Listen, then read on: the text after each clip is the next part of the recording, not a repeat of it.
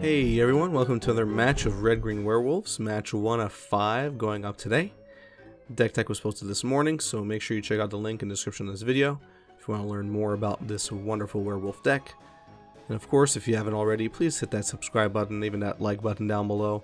It really goes a long way in helping others find my channel, so I'd really appreciate your support.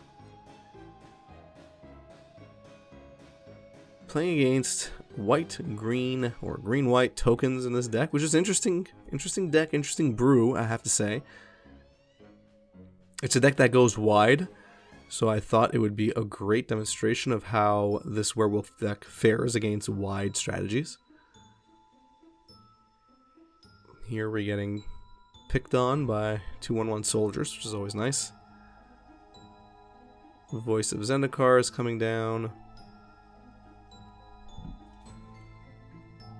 Blood Moon feels slightly anemic here, but we're gonna double bolt and just get rid of that Nissa immediately. We'll still play Blood Moon because, well, why not? Okay, now we got Huatli, who's gonna be causing a bunch of issues for us. Missing our 4th land drop does not help. Let's see how this goes. Okay, now we got a bird we gotta deal with.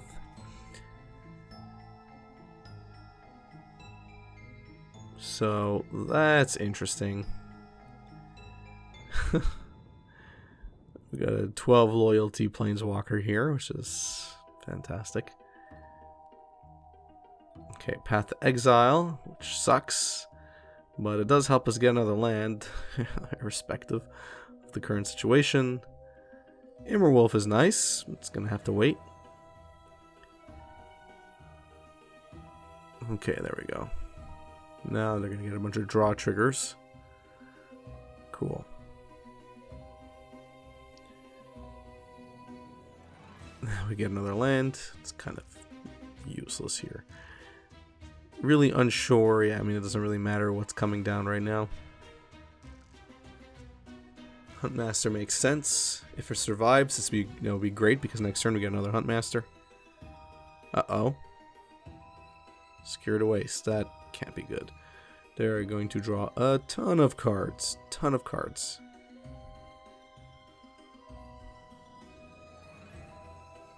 Oh, now they got Gideon Ally of Zendikar. Well, fantastic. And another draw. That's a nifty deck. Cool. And I think they could like ultimate quite a few times. So this is gonna be brutal here. This is not going well. We definitely stumbled a lot. I mean, yeah, we pretty much don't want to attack here. We need the flip.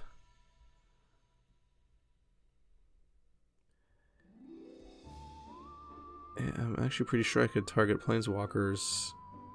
Maybe Gideon.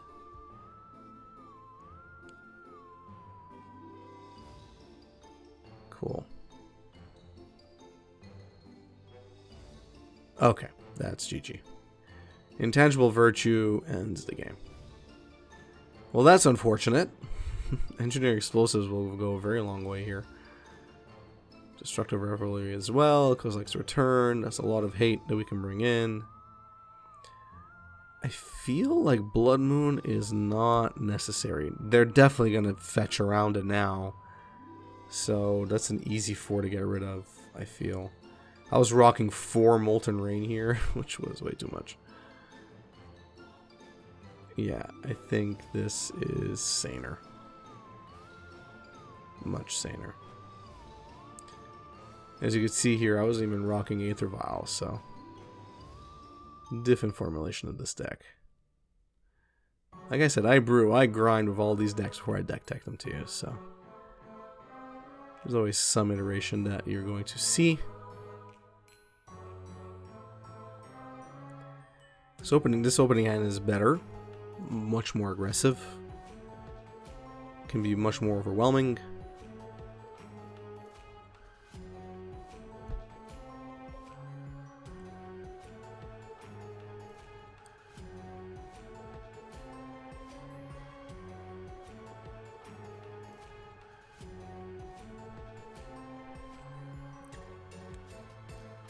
4 mana at our disposal. I think Huntmaster makes sense, yeah.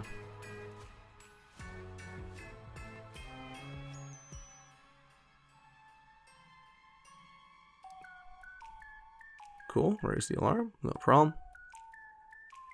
No match for what I'm currently showing off.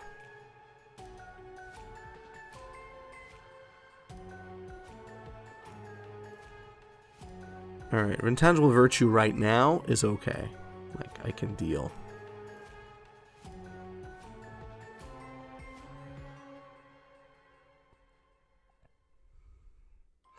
Yeah, don't want to attack into that. Get my Huntmaster to flip.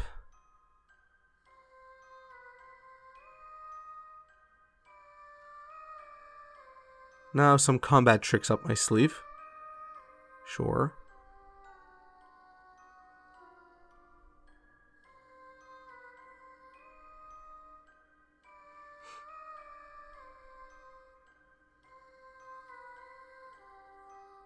That's actually hilarious. I mean, we could, in theory, attack in, because we have, like I said, some combat tricks available to us. So let's... yeah, I gotta do some combat math there. Okay, it looks like I opted out, and I decided to just get wider, which is perfectly fine.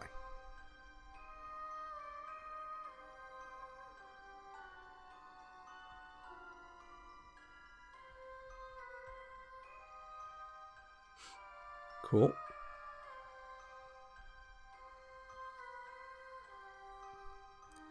I mean, our opponent's getting wide, but so are we, and we're also getting tall, and we're getting taller than they are, so this is working in our favor. Very much in our favor.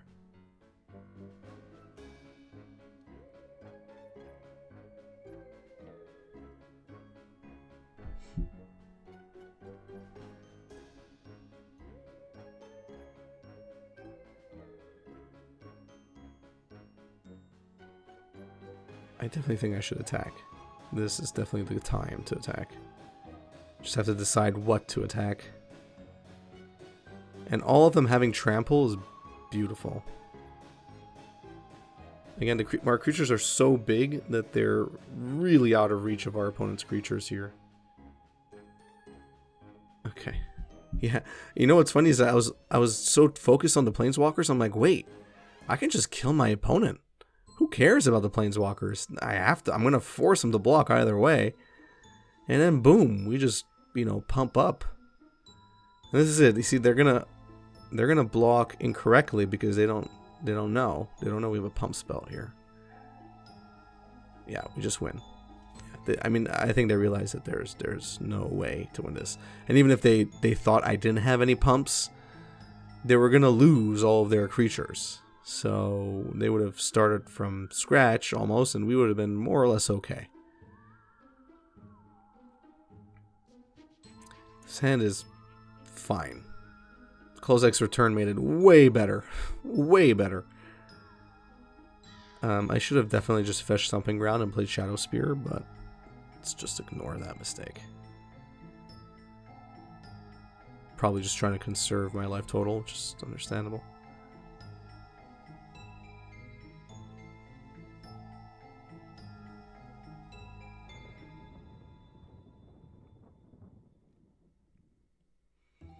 Let's go play Kessig Naturalist.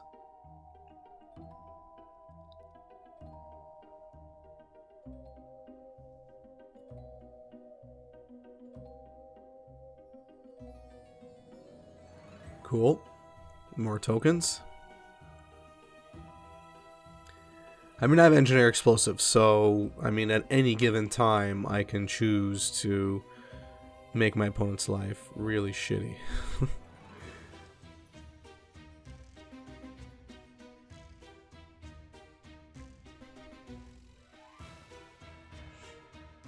So let's see what they decide to do. Okay. Okay. Look at the overblock. I mean, it's just precious. It's just precious. Yeah, I'm gonna let that go. Yeah, I definitely don't want to blow Kozak's return right now. Humor Wolf makes sense. Cool.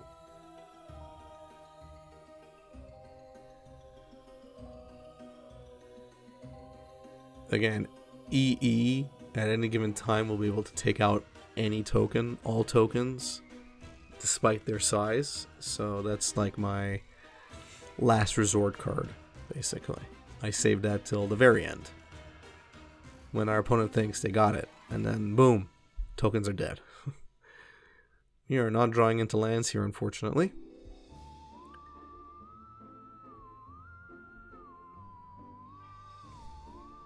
I can actually attack here. They're not gonna block enough. Don't be afraid. Don't be afraid, Past Delver. Just attack. There we go. What? Come on. Come on. Let's see.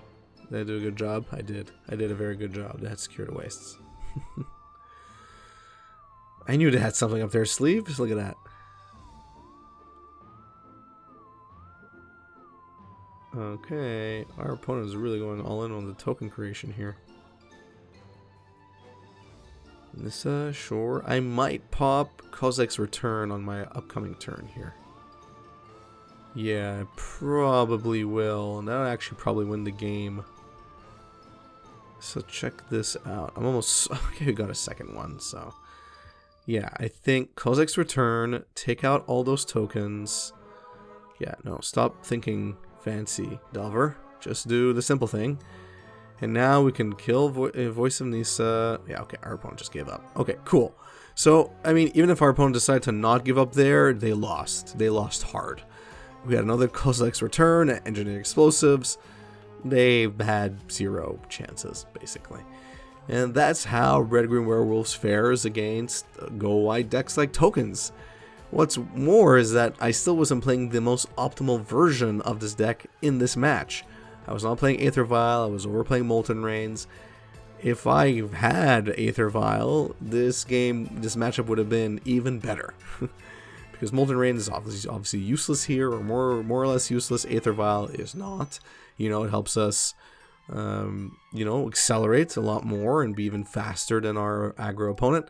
And I didn't even have it, so we won even without it.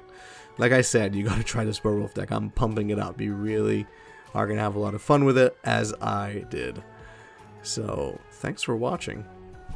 If you enjoyed this video, please give it a thumbs up. If you enjoy my content in general, please subscribe and hit that notification bell. It really goes a long way. It helps me out a lot.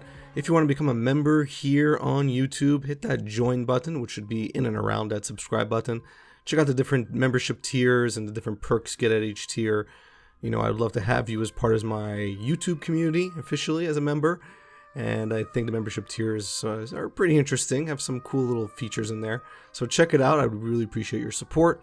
Follow me on Facebook, Twitter, share my content on social media, watch my content start to finish like you're doing right now. It really does go a long way, so thank you for that. Lastly, if you want to become a patron, check out the Patreon link in the description of this video. Check out the Patreon rewards program. In a nutshell, you give me money every month. I use that money to buy a sealed product, which I open up on this channel, and then I give you back that money in the form of rares and mythics at the end of every year. The longer you're a patron, the more rares and mythics you get. Basically, 1 rare mythic for every month that you're a patron. And the value of those rares are anything really between $3 and $15. Some of them go even higher, as you know. So even if you average out about $5 per rare, that's $5 a month, you get your money back, but odds are you'll make more. Anyway, all that information is on Patreon. There's a video on there that explains it all. We really appreciate your support either way. Thanks, and have a good one.